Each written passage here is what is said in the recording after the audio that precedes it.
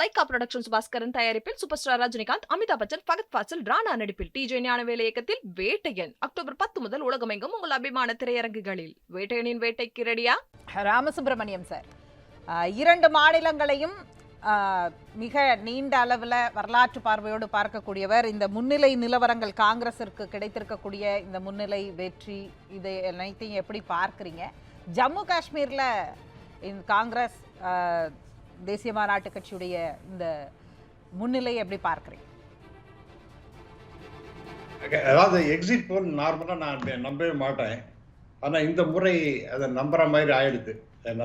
நல்ல விதமாக இந்த எக்ஸிட் போல் எப்படி சொல்லித்தோ அதே போலத்தான் கிட்டத்தட்ட வந்து கொண்டிருக்கின்றது என்பதை நாம் பார்க்கின்றோம். முதல்ல ஜேஎன்கேல யார் வருவாங்க அப்படிங்கிற ஒரு மிகப்பெரிய கொஸ்டின்ஸ் இருந்தது. அது கிட்டத்தட்ட செட்டில் ஆயிடுச்சுன்னு. அதாவது எலெக்ஷனுக்கு முன்னாடியே பிஜேபி இந்த நண்பர் நாகராஜ் சொன்னது போல எனக்கு 370 ஆர்டிக்கல் அது வந்து ரிமூவ் பண்ணுறதுல எனக்கு உடன்பாடு தான். அதை பற்றி நான் இல்லைன்னு சொல்ல மாட்டேன். பட் நான் அது கூட இப்போ போகலை, அதை நான் போக விரும்பவும் இல்லை. ஆனால் எலெக்ஷனுக்கு முன்னாடியே சில அதாவது பாலிட்டிக்ஸ் ரொம்ப பிஜேபி செஞ்சிருக்கு. உதாரணமாக முன்னாடி ஜம்முல 37 சீட் இருந்தது அசம்பிளியில். அதை வந்து 43ஆக அதை மாற்றிவிட்டாங்க டு சூட் தம். ஏன்னா ஜம்முவில் வந்து பிஜேபிக்கு நிறைய ஓட்டு விடுங்கிற காரணத்துக்காக நம்பர் ஆஃப் சீட்ஸ் 37லேருந்து 43 கொண்டு வந்துட்டாங்க. ஸோ இது வந்து ஒரு பெரிய அட்வான்டேஜாக அவங்க மாற்றுறதுக்காக முயற்சி செய்த ஒரு வழிவகை. ரெண்டாவது பார்த்தீங்கன்னா, இப்போ உங்களுடைய செய்தியாளர் சொன்னது போல கையில் ஒரு ட்ரம்ப் கார்டு வச்சுட்டு இருக்காங்க. 5 பேர் அவங்க கையில் வச்சுட்டு இருக்காங்க. ஹலோ, சொல்லுங்க சார், சொல்லுங்க. அந்த 5 நியமன எம்எல்ஏக்கள், துணைநிலை ஆளுநருக்கான பவர். எக்ஸாக்ட்லி அதை வச்சு எப்படியாவது நாம வந்து சரி செஞ்சிடலாம். நமக்கு ஒரு பெரும்பான்மை இல்லைன்னா கூட நாம அந்த 5 பேரை வச்சுட்டு நம்ம ஒரு முயற்சி செய்யலாம் அப்படிங்கிற மாதிரி அவர்கள் கடுமையாக வேலை செஞ்சாங்க. அது கூட இப்ப பயன்படுமான்னு எனக்கு தெரியல. ஏன்னா கிட்டத்தட்ட நேஷனல் காங்கிரஸ் அண்ட் காங்கிரஸ் 2 பேரும் சேர்ந்து 48 இடம் கிட்டத்தட்ட வந்திருக்கு. பிஜேபிக்கு இதுவரைக்கும் 30. நம்ம இது மாறிண்டே இருக்குங்கிறது வேற விஷயம். ஆனால் இந்த அதை தாண்டி பிடிபிக்கு ஒரு 3 இருக்கு. அதுக்கு முன்னாடி எலெக்ஷனுக்கு முன்னாடியே ரிசல்ட் வரதுக்கு முன்னாடி நீங்க பேசியிருக்காங்க. அதனால அதெல்லாம் சேர்த்து என்னதான் பண்ணினாலும் குட்டிகரணம் போட்டாலும் கூட பிஜேபியால அங்க ஆட்சி அமைப்பது என்பது இயலாத காரியம் அப்படிங்கிறது தான் தெரிவிக்கின்றது.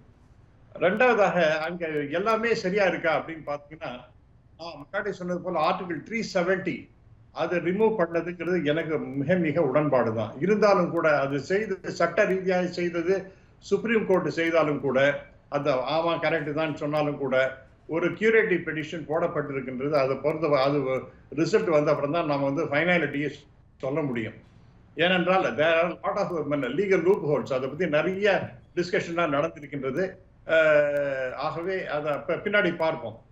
ஆகவே கிட்டத்தட்ட எனக்கு அந்த சீராய்வு மனுவுல இருந்து தான் இந்த கேள்வியுமே. இப்ப சட்டமன்றம் வந்து 2 யூனியன் பிரதேசங்கள், ஒரே தேர்தல், சட்டமன்றம் எப்படி நடைபெறும், சட்டமன்றத்துடைய அமைப்பு எப்படியாக இருக்கும் அப்படிங்கிறது மிக முக்கியமான ஒன்று இல்ல? Yes, exactly. இப்ப சீராய்வு மனுவில் தள்ளுபடி பண்ணிட்டாங்க. ரெவியூ பெட்டிஷன்ல சுப்ரீம் கோர்ட் அதை தள்ளுபடி பண்ணியாச்சு. கியூரேட்டிவ் பெட்டிஷன்ங்கிறது வேற. அதாவது நிறைய லீகல் பாயிண்ட்ஸ் எல்லாம் விட்டதை எடுத்து சொல்றது. சுப்ரீம் கோர்ட் கவனிக்காத நிறைய லீகல் பாயிண்ட்ஸ் எல்லாம் இருக்கு, இதெல்லாம் நீங்க பார்க்கல அப்படிங்கிற மாதிரி சில விஷயங்களை இந்த கியூரேட்டிவ் பெட்டிஷன்ல சொல்லி இருக்காங்க. அது நிறைய அது இப்போ சுப்ரீம் கோர்ட்டை பெண்டிங்ல தான் இருக்கு. அது எப்போ ஜட்ஜ்மெண்ட் வரும், எப்போ அது எடுத்துக்க போறாங்க அப்படிங்கிறது நமக்கு தெரியல. பட் இப்போ இந்த ரிசல்ட்னால என்ன ஆகும்னா டெஃபினட்டா சுப்ரீம் இப்போ அதாவது இப்போ காங்கிரஸ் அண்ட் ஜேஎம்என் நேஷனல் காங்கிரஸ் அவங்களுடைய கூட்டணி வந்த பிறகு, ஆட்சிக்கு வந்த பிறகு அவங்க என்ன பண்ணுவாங்கன்னா, இந்த ஆர்டிகல் 370 செல்லுபடி ஆகாது.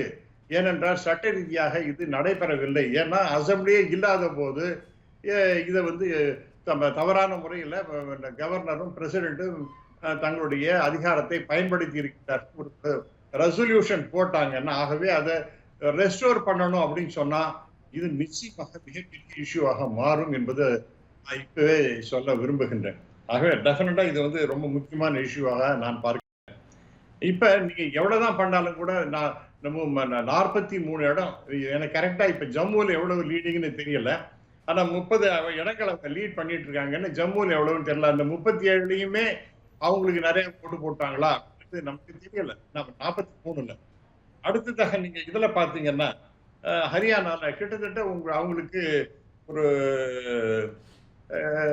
டெஃபினட்டா அவங்களுக்கு அறுதி பெரும்பான்மை கிடைச்சிருக்கு. முன்னாடி 2/3 மெஜாரிட்டி கிடைக்குமோங்கிற மாதிரி நிலைமை இருந்தது. ஆனா இப்ப மாறி போய் இப்ப கிட்டத்தட்ட அவங்களுக்கு 49 என்னை இப்ப பார்க்கும் பொழுது எனக்கு குழப்பமா இருக்கு. அதாவது காங்கிரஸுக்கு 42 பிஜேபிக்கு 44 இடமும் வருகின்றது. அது சரிதானா?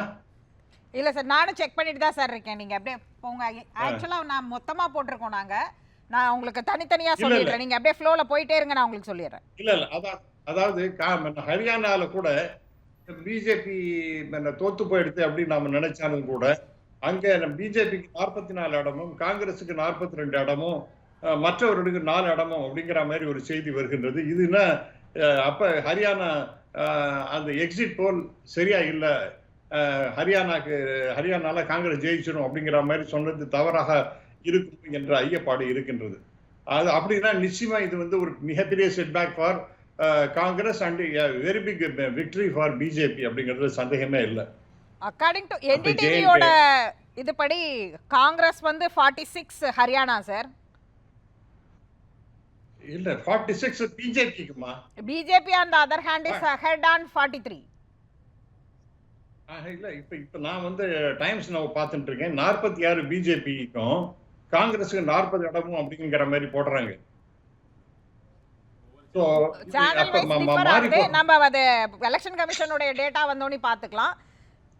சரி, ஆனா இந்த மாதிரி இருந்தனா டெஃபினட்டா it is a very big setback for Congress. அங்க நிச்சயமா வந்துட போறோம்னு அவங்க ரொம்ப சந்தோஷமாகவும் கான்ஃபிடன்ஸோட இருந்தாங்க. பட் அந்த கான்ஃபிடன்ஸ் கெட்ஸ் எரோடட் அப்படிங்கிற மாதிரி தான் தோன்றது. பட் டெஃபினட்டா ஜேஎன்கேல it is almost clear National Congress and Congress வர மாதிரி இருக்கின்றது. அப்ப மறுபடியும் பிஜேபிக்கு ஹரியானால வந்ததுன்னா அப்ப அந்த ஜாட் எல்லாம் ஓட்டு போடல, எஸ்சி எல்லாம் அவங்களுக்கு ஓட்டு போடல அப்படிங்கிற சொன்னதெல்லாம் ரைட்டா? அப்படிலாம் அது வந்து உண்மைங்கிற மாதிரி தோணல. எஸ்சி எல்லாம் வந்து காங்கிரஸ் பிஜேபி எகன்ஸ்டாக ஓட்டு போட்டுறாங்க, ஜாட் வந்து அவங்களுக்கு எகன்ஸ்டா ஓட்டு போட்டிருக்காங்க அப்படிங்கிற மாதிரி சொன்னதெல்லாம் சரியா இருப்பதாகவே தோன்றல. ஆகவே மறுபடியும் பிஜேபி மேல அவர்கள் நம்பிக்கை வைத்து ஓட்டு போட்டிருப்பதான் தெரிகின்றது. ஸோ இதெல்லாம் பார்க்கும்போது இப்ப it is too early for us to say anything about Haryana. ஹரியானால எப்படி வேணாலும் போகலாம். இது வந்து இப்ப பொறுத்த வரைக்கும் 46 பிஜேபினா இது it's a very good number. 40-46ன்னா இது முன்னாடி அவங்க 50 மேல கூட இருந்தாங்க, 58 இருந்தாங்க. ஆமா, நெக் டு நெக்கா இப்ப மாறி இருக்கு சார். 934 அக்கார்டிங் டு 934 ரிப்போர்ட் வந்து பிஜேபி 44, காங்கிரஸ் 41, அதர்ஸ் வந்து ஒரு 3 வராங்க. ஜேஜேபிக்கு ஒரு சீட் கூட இன்னும் வரல, ஆம் ஆத்மியும் வரல. ஆமா, ஆம் ஆத்மில என்னன்னு தெரியல. அப்ப இதுல இருந்து வரக்கூடிய செய்தி என்னன்னு நான் பாக்குறேன்னா இப்ப இன்னும் குறையிறது காங்கிரஸுக்கு 39-47 அப்படிங்கிற மாதிரி வருது. அப்ப என்ன ஆம் ஆத்மியோட அவங்க வந்து ஒரு அலையன்ஸ் ஃபார்ம் பண்ணிருக்கணும். somehow they should have formed an alliance with Aam Aadmi அப்படிங்கறது இதுல இருந்து புரிகின்றது.